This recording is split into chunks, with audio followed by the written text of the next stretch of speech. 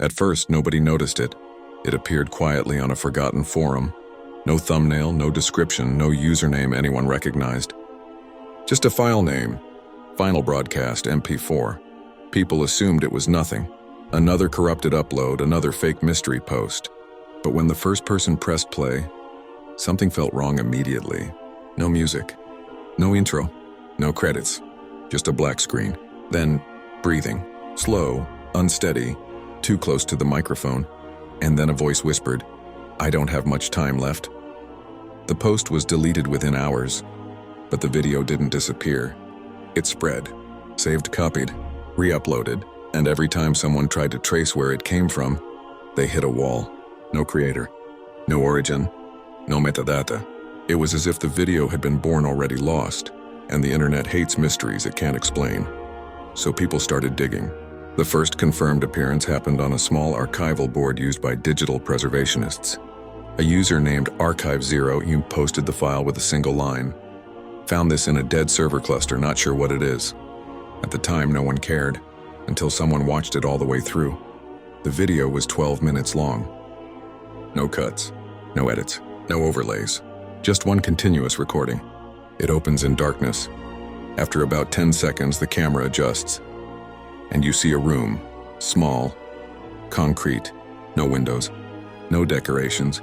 A single desk lamp shakes slightly like it's hanging from a wire, and sitting under it is a man, late 30s, unshaven, eyes bloodshot, lips cracked. He stares into the lens like he hasn't slept in days. For almost a full minute, he doesn't speak, he just breathes. Then he finally says, "If this is still online, then something went wrong." Viewers didn't know what he meant, but the way he said it sounded like regret, like he never expected anyone to see this. The man introduces himself only as Evan. No last name, no location, no date. He explains that he worked for a small subcontractor handling data recovery for government agencies. Not secret agencies, not military, just boring digital cleanup jobs. Recover deleted files, restore drives, catalog archives, until one assignment changed everything. He says his team was given a set of damaged storage servers pulled from a private facility that had shut down suddenly. No records, no explanation, just hardware. When they powered the servers on, something strange happened. Instead of standard directories, the system booted into a single locked partition. No file tree, no user folders, just a repeating structure of video files. Thousands of them, each one labeled only with numbers. At first they thought it was surveillance footage, but when they opened the first file, they realized it wasn't recording places, it was recording people. Evan explains that each video showed a different person sitting in a room almost identical to his. Same concrete walls, same lamp, same camera angle, but different faces.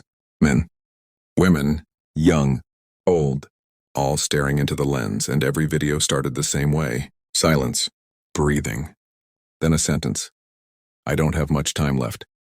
The timestamps were worse. Some videos were dated years apart. But the rooms never changed. The lighting never changed. The equipment never aged. It looked like time wasn't passing inside those files. Evan says his team assumed it was some kind of psychological experiment archive, until they noticed something else. Each person spoke about events that hadn't happened yet. One woman described a bridge collapse 3 months before it occurred. Another man talked about a blackout that would hit 3 cities, which later did. The files weren't just recordings. They were warnings, and nobody knew who was recording them. Evan says curiosity turned into obsession. He stayed late, copied files, mapped the server pathways, tried to find the root directory. But every trace ended in the same place. A folder named Broadcast Final. Inside it was only one file, the one we're watching. Final Broadcast. MP4 metadata showed it had never been uploaded, never edited, never saved traditionally. It didn't behave like a normal video file. When Evan tried duplicating it, the copy corrupted instantly, but the original remained perfect, like it didn't want to exist twice. That's when things started getting uncomfortable. His coworkers began quitting, one by one. No goodbye messages, no LinkedIn updates, no explanation. Just gone. Emails bounced, phones disconnected.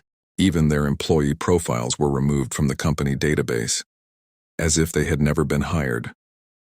Evan stayed, and that's when he realized the servers were no longer offline. They were listening. Evan describes hearing sounds in the building after hours. Not footsteps, not voices, clicks, electronic interference, like equipment powering itself on. One night he left a recorder running. When he played it back, there was a single phrase hidden in the static. "Stay where the camera can see you." After that, his computer started generating files by itself. New videos appeared in the broadcast folder. Videos of him, recorded from angles he didn't recognize, showing him sitting at his desk, sleeping, watching the screen, sometimes staring directly into the lens. But he never remembered recording them. The timestamps were wrong too. Some were dated days in the future. One file was dated after the day he uploaded the video we're watching, which means, according to the system, he was already gone. Halfway through the video, Evan's voice starts to shake. He explains he tried contacting authorities, but the moment he sent attachments, the emails failed. Every time he mentioned the servers, his internet cut out. Every time he unplugged his router, the lights flickered back on. He realized something important. The system didn't need the internet, it used it. It already existed everywhere. He says the videos weren't stored in one place. They were mirrored across forgotten nodes, abandoned machines, dead websites. Places no one monitors anymore. Digital ruins. And inside those ruins, something keeps recording. He leans closer to the camera and whispers, "If you found this, it means it's still collecting." Then he says the most unsettling line in the entire video. Every archive needs new entries. In the final minutes, Evan stands up. For the first time, we see the room fully. No door, no windows, no exit, just walls and cables running into the concrete.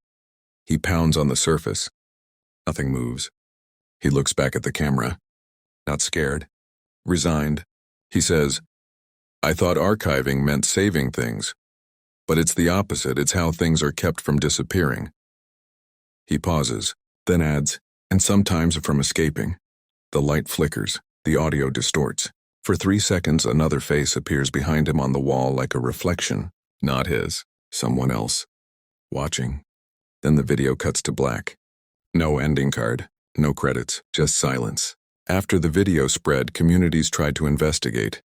They searched for the facility Evan described. No records. They searched for the contractor. No history. They analyzed the file. The compression didn't match any known codec. They even ran forensic audio tests and found layered voices under Evan's narration. Hundreds of whispers saying the same phrase at different speeds. "Stay where the camera can see you." Some mirrors of the video still exist online. Others vanish within hours. Sometimes replaced by blank files. Sometimes replaced by newer versions with tiny differences. Different breathing. Different blinking patterns. Different background noise. Almost like the video itself is evolving, updating, learning. No one knows who Evan was. No one knows where the servers are, and no one knows how many broadcast rooms exist. But what makes the story uncomfortable isn't the mystery. It's the pattern. Every time someone uploads a copy, a new version appears somewhere else. And the more people watch, the more similar videos begin surfacing online. People filming themselves in concrete rooms, saying the same line, "I don't have much time left." So the question isn't whether the archive is real. The question is, how many entries does it still need? And if you ever find a file called WAR Final Broadcast MP4 on a forgotten site, a broken server, or a dead link, you might want to ask yourself one thing before pressing play. Is the camera already watching you?